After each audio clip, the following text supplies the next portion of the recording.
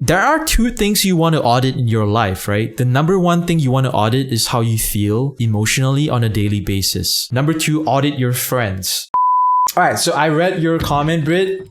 Past history dictates like present trends. So you kind of have to like really look at what he has done, because that isn't going away. People don't change overnight. If that person does not feel sorry for what he has done or she has done and has repeatedly behaved that way, I don't think it's worth your time being their friend. Because if you are stuck in any relationship with people, whether it's like a friendship or a relationship, you might be codependent on them. I mean, obviously when someone's your friend, it's going to be emotionally draining to severe ties with them, and you also got to deal with the fact that that person might gaslight you. Gaslighting is like a term where someone will try to like paint a picture of you that it's not true, right? They'll start making everyone try to be on their side and not yours. But the first thing you always have to prioritize before you can be a good friend is to be a good friend to yourself. So if you're always putting yourself in harm's way of getting hurt by that person, you're not being a very good friend to yourself. Hence, you can't be a good friend to this person or anyone else for that fact. So I would say like, do not take any kind of abuse. Like if you ever want to give this person a chance and the moment they start being unreasonable or abusive, walk away. Because every second you put yourself there, you're not being a good friend to yourself. You're allowing the abuse to happen more and more. If it were up to me, I would cut ties immediately. It ain't worth it. The problem I had back then when I was like younger and I was still studying in university, I would try to change my friends, right? Because like whenever I had beef, I would try to like let that person know what they did and try again to let them realize that they shouldn't behave that way because it's not appropriate, or it hurts my feelings, or it hurts other people's feelings. But when you do that, you're kind of wasting your time because you can't undo this person's entire intellect, emotional hardware. You weren't there when this person got abused by his uncle, or he was cussed out by his mom. He was raised wrong, right? His parents didn't teach him. In order to change someone, you have to like undo all that hard wiring where it all began when they were a kid. It's impossible. People take like 10 years in therapy in order to do that shit. So always judge people by the way they treat you. They can treat you well 5 days of the week, but if 2 days of the week they treat you like shit, it's always a good thing to reconsider the relationship. A lot of people don't want to reconsider severing ties with other people is because they look at those 5 days of good things, or like they look at those memories of like, hey, we had such an awesome moment here. We had such a happy memory here. They kind of write off all the bad things by looking at the good things. A relationship doesn't work that way. A good relationship always chalks up to 99.9% of good memories, right? Even if you guys have an argument, you guys don't agree with each other, you're able to sit down and talk like adults. You don't get personal. You don't call each other names. Like I had friends like I don't agree stuff with. Like I hang out with Helix in real life. But whenever we disagree on stuff, we don't attack each other. We try to listen, and we can agree to disagree. Someone who's always being abusive and verbally and emotionally like fucked up, they're kind of treating you the way that they feel on the inside, right? Nobody behaves in that way if they're happy internally. If like I'm a happy person, I will always like treat everyone in a good way. I'll be like, hey, I feel like I'm up here. I'm trying to pull you up to where I am. But if someone is like down there and they consistently try to pull you down to their level,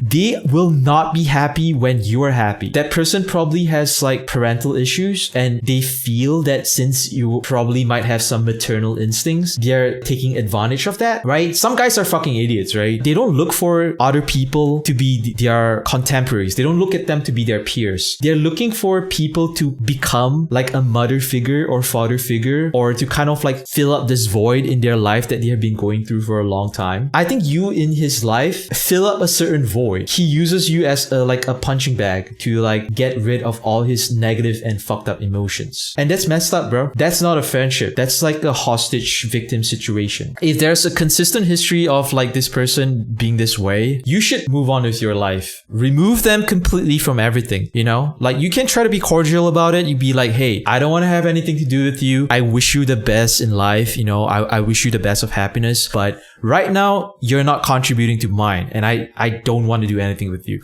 And if you have to get a restraining order, you have to call the cops. You got to tell people, do that shit. Like when someone is like emotionally unstable like that, the first thing I would prioritize is your safety over everything else. The only way you can help someone like that is if they are only willing to help themselves. If that person says like, hey, I'm actually going to therapy, I'm trying to work on something, whenever I behave a certain way, do you mind calling me out? I would really appreciate that. If someone has that like level of of empathy and like commitment to be a better person, that is someone you can kind of like invest and say like, hey, you know what? Like maybe this could work out. But if this person hasn't even apologized to you in like 2 years after what they did, I think you should call it quits. Blitzes, thank you so much. I need to hear an opinion about someone who wasn't emotionally tied to the situation. Yeah, I think it's going to be tough for you to separate yourself emotionally from this person, because I'm sure as much as like there's so many horrific memories, there are probably some good times too, right? You gotta love that person for the good times, right? Don't try to like look at them as like something evil all the time. But you gotta learn that that person that you love who was like good to you and nice to you he probably didn't exist, or he's already dead and he transformed into like a fucking monster. And you gotta be like, you know what? I'm good. Every relationship has its course. Relationships are like seasons. They are like when a flower blooms, it dies. Not every relationship is meant to last. Every relationship is not meant to last. A lot of people have this misguided concept. I don't know whether it comes from like movies or TV shows that like, oh my god, like we're meant to be. Like you're supposed to be best friends for life. You're supposed to be family. You're supposed to be lovers or a relationship. It don't work like that. Sometimes that person changes. Sometimes you change. And the number one reliant thing you should always rely on in order to be happy is to just be at peace with yourself. And whenever someone is always fucking up with that peace, or like trying to add like negativity, and every time you want to meet them, you dread like going out to meet them or to talk to them, that is someone you should cut out from your life. You should always add people who like give you some sort of like happiness. You gotta be more selective in your friendships. And also, here's another thing.